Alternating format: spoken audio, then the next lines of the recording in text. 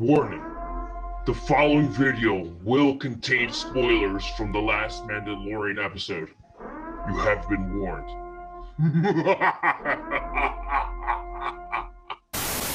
What's going on, guys? It's CagedNerd from the PartyNerdz, and I just got finished watching the last episode of Season 2 of The Mandalorian, The Rescue, and...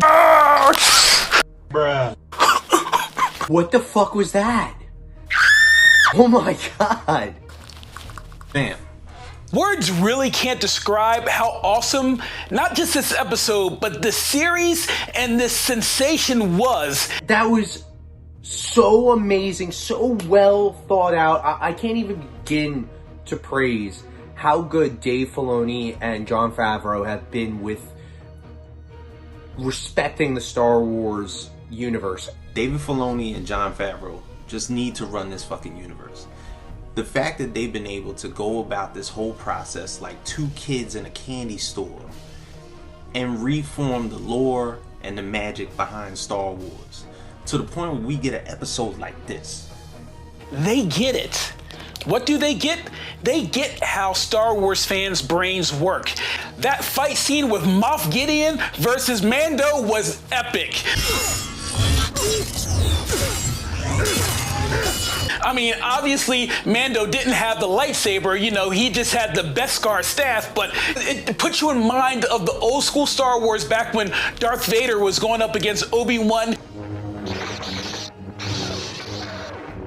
The rest of what they've done, it was absolutely phenomenal. They made every character feel very, very wanted and loved and, you know, very needed for what they were going to do. It was just beautiful to watch. The whole season. Let's just say the whole season. Like the story of just like this spaghetti western type Mandalorian with this, I guess if you want to call Baby Yoda Grogu the damsel in distress. Yeah. And curtailing him with his special powers throughout the galaxy and harboring pretty much everything that just made Star Wars Star Wars. It had that feel. There's something about the show that just has the feel of episodes 4, 5, and 6. And I'm talking the episodes from back in the 70s and 80s. It just feels right. Now, obviously, I'm not just going to go crap on episodes 7, 8, 9. And fulfill your destiny.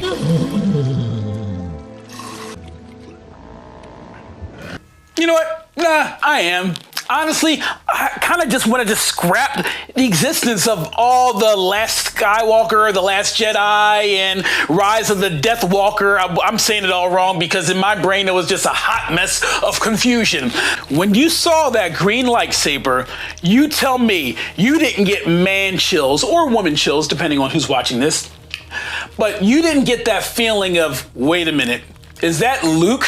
I mean, we all expected Luke. We expected Luke, but yet here he is, and it just became an amazing thing. The payoff of him was just so amazing. He got an amazing hallway scene.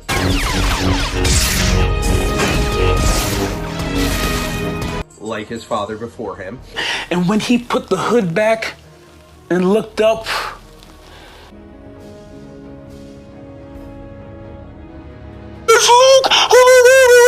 I don't care who you were with. If you were with someone you're grabbing them, you were going crazy because it just brought that feeling to you like, yes, it's him. Now, yes, it was CGI, and yes, one could argue it would have kind of been cool if they maybe have put Sebastian Stan in as Mark Hamill's Luke Skywalker because they look so much alike, but honestly, I'm not even going to nitpick this episode because it was so epic, and if they did want to do something later with Luke, you could still bring in Stan because it was just perfect. To have the ability to have Luke Skywalker show up on screen with R2-D2 in something, I guess, pretty much that we probably thought in the beginning was going to be like a quasi pseudo function series that was kind of based on something from Star Wars lore. But in essence, it pretty much just incorporated everything that we wished for from the first 3 movies. And that bonding moment at the very end, you know, when Grogu was looking at Mando, and Mando took off his helmet.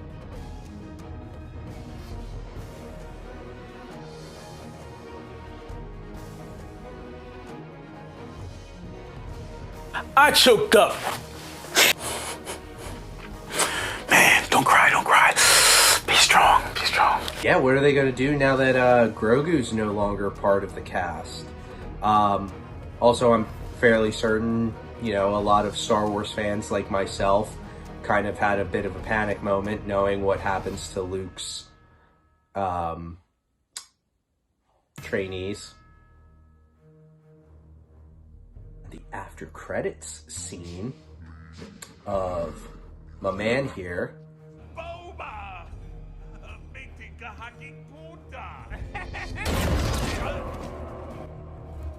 My Mando, yeah, my OG. That's literally from like 1993 or 1994. I don't know. You finally kind of know what happened after Return of the Jedi. It's just like the story didn't end there. You know, his little lackey henchman ended up running the show, obviously sloppily, because guess what? My man came in like a storm, took everybody out. His girl just like chilling there aside from him, and he can be like, yo, I'm your hut now.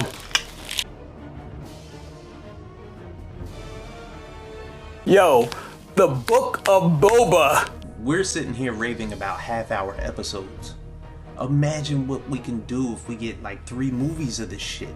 After all these hiccups, after Rise of Skywalker, after The Last Jedi, after all these mess-ups, after all these disappointments, it's like it's being done right. Thank you. Listen, 2020 has been absolute trash. I mean, we lost some great people. We lost Chadwick. We lost Kobe. The coronavirus. I could go on and on at just how terrible this year was.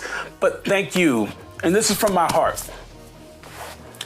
Thank you, Jon Favreau. Thank you, Dave Filoni, for saving 2020. And I look forward to, we as fans look forward to everything the Star Wars universe. I know they just announced all these new Star Wars shows coming. I hope it's not overkill, but guess what? Just let Jon Favreau and Dave Filoni just touch it. At this point, they're just like, if they touch it magically, it's going to be a hit. I have full confidence in them. Yeah, man, I'm so psyched for where this is gonna go. I'm so psyched for what they have planned and what they've done. I'm probably gonna go rewatch both seasons now. To be honest, I don't know what to say. Thank you again.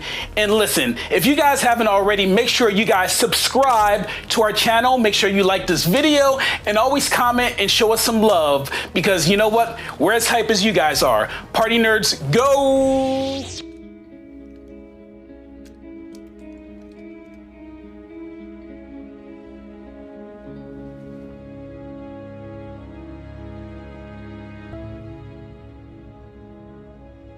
Are you a Jedi? I am.